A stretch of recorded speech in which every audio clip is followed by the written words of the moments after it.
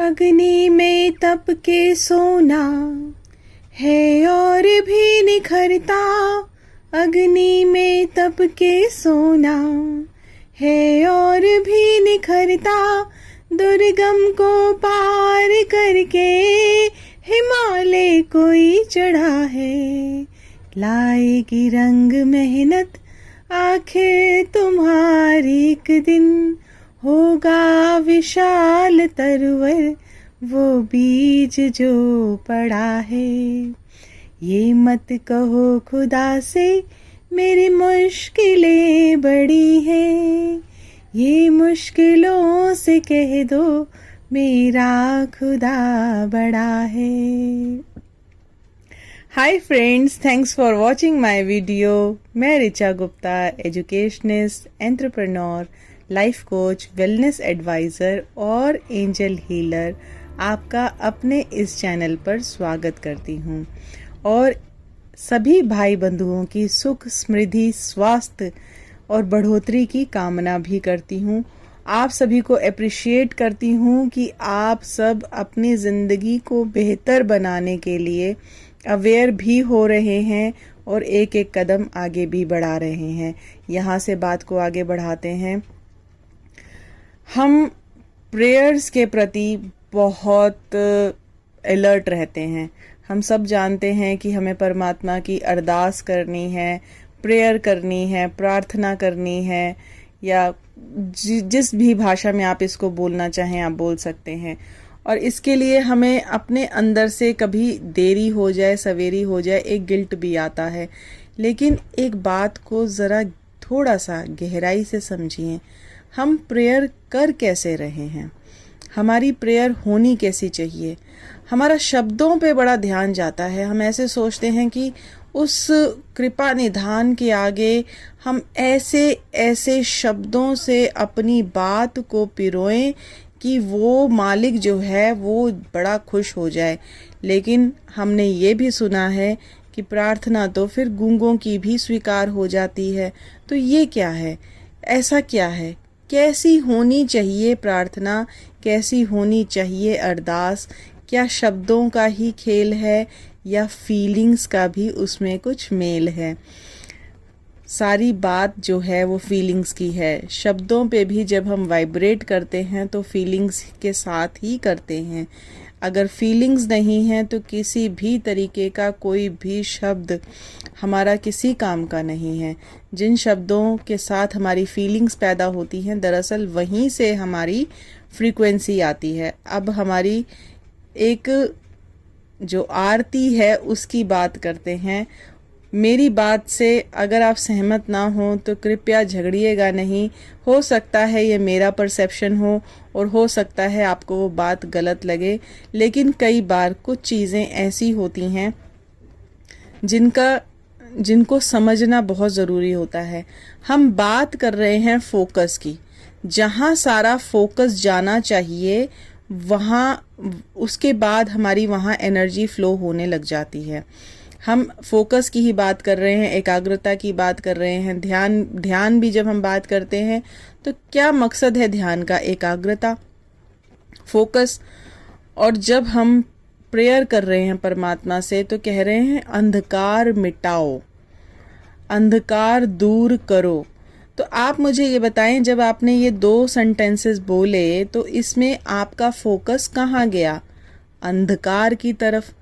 आपने अंधकार अंधकार ही देखा।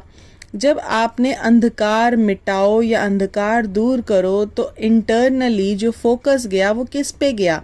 बेसिकली अंधकार पे। अब सब कॉन्शियस माइंड को कुछ नहीं पता, उसको ये पता है कि आप अंधकार को देख रहे हैं। इट मीन्स कि आप अंधकार पे ही फोकस कर रहे हैं। तो अंधकार कहाँ से मिटेगा? राइट सेंटेंस तो वहाँ रोशनी लाना होना चाहिए था, या जीवन में उजाला करना होना चाहिए था, या उस अंधकार को मिटाने के बदले में वहाँ क्या आएगा? अंधकार मिटा के वहाँ भरना क्या है?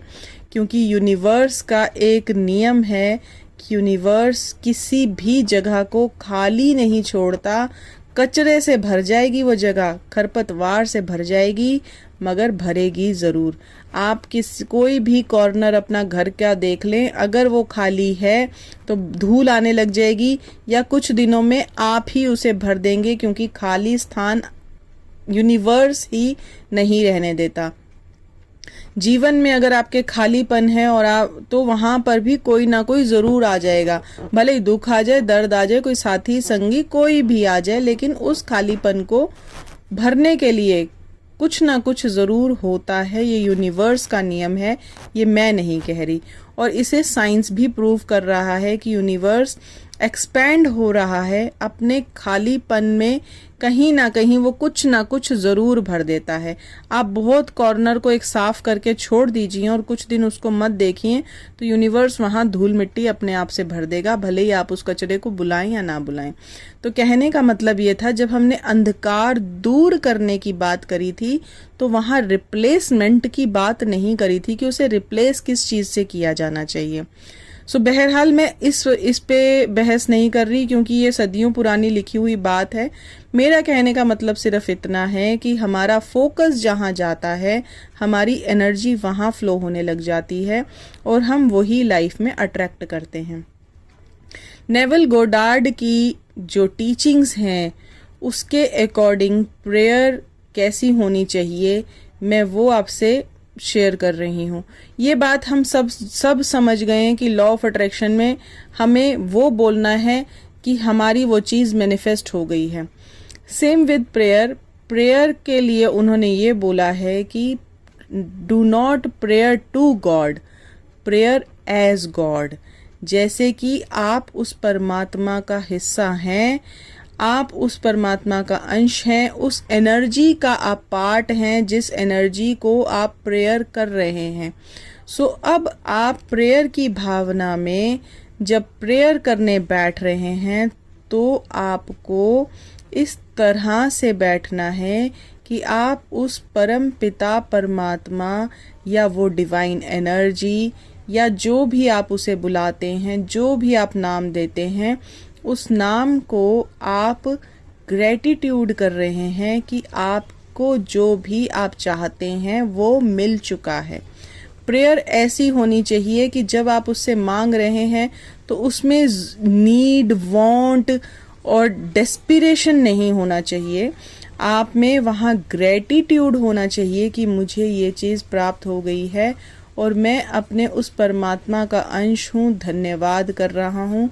उस फीलिंग में बहना, उस फीलिंग में रहना और वहाँ शब्दों का कोई खेल ना करना, सिर्फ फीलिंग्स में जाना, प्रेयर करना है अकॉर्डिंग टू नेवल गोडार्ड। और मैं इसको कुछ समय से प्रैक्टिस कर रही हूँ और प्रैक्टिस के बाद मिल रहे कुछ अच्छे पॉजिटिव रिजल्ट्स के बाद मैं आपके साथ ये चीज़ शेयर कर रही हूँ। मैं आशा करती हूँ आपको ये बात पसंद आई होगी, समझ आई होगी और आपकी लाइफ में कुछ वैल्यू ज़रूर ऐड करेगी। Till then, stay safe, stay happy. Thank you, thank you, thank you. Good luck.